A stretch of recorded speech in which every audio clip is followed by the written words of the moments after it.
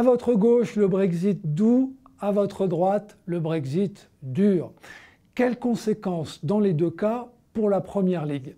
Alors, commençons par quelques rappels pour bien comprendre pourquoi la sortie du Royaume-Uni de l'Union européenne, elle est programmée dans 6 mois environ, le 29 mars 2019, inquiète les clubs anglais et à l'inverse en réjouit certains. Vous vous souvenez que les Britanniques ont choisi de quitter l'Union par référendum en 2016 et que l'un des arguments de campagne des pro-Brexit était de mieux contrôler l'immigration, notamment l'immigration issue de l'intérieur même de l'Union européenne. Cette question, la question de la libre circulation des personnes, c'est l'objet d'une négociation très intense actuellement entre Londres et Bruxelles sur les conditions du divorce. Divorce doux, les règles pourraient ne pas trop changer. Divorce dur, aïe aïe aïe pour le foot anglais. Et oui, le foot anglais consomme de plus en plus de joueurs étrangers. Ils étaient 3 sur 10 en 1992 à la création de la Première Ligue. Ils sont aujourd'hui 7 sur 10. Problème, en cas de Brexit dur, les conditions d'obtention des permis de travail seraient pour les Européens aussi compliquées que pour les non-Européens aujourd'hui, qui doivent être tous internationaux et en plus compter de très nombreuses sélections pour obtenir le précieux sésame.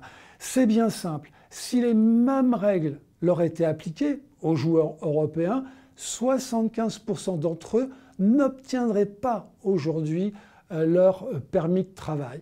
En 2015, N'Golo Kanté, 0 sélection à l'époque avec l'équipe de France, n'aurait pas pu signer à Leicester.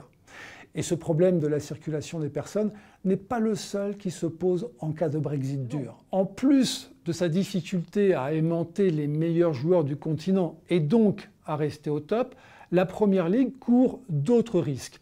La perte de valeur de la livre sterling en est un. La livre, la monnaie britannique, a déjà affiché moins 20% dans la foulée du référendum. Elle pourrait glisser encore davantage et donc renchérir le prix d'achat des joueurs par les clubs anglais, ces joueurs qui sont vendus, eux, en euros. Et puis un autre risque, c'est que les droits télé baissent à terme si les chaînes subissent le contre-coup des difficultés économiques que pourrait provoquer le Brexit. L'exemple type, c'est la crise de la publicité. Et puis, il faut penser aussi à la baisse du nombre d'abonnements. Bon alors, le Brexit va-t-il tuer la Première Ligue? Vous avez compris qu'à ce stade, il y a plus de questions que de réponses fermes. Le débat, en tout cas, fait rage au Royaume-Uni. Et tous ne sont pas hostiles à ce Brexit et à ses conséquences sur le football.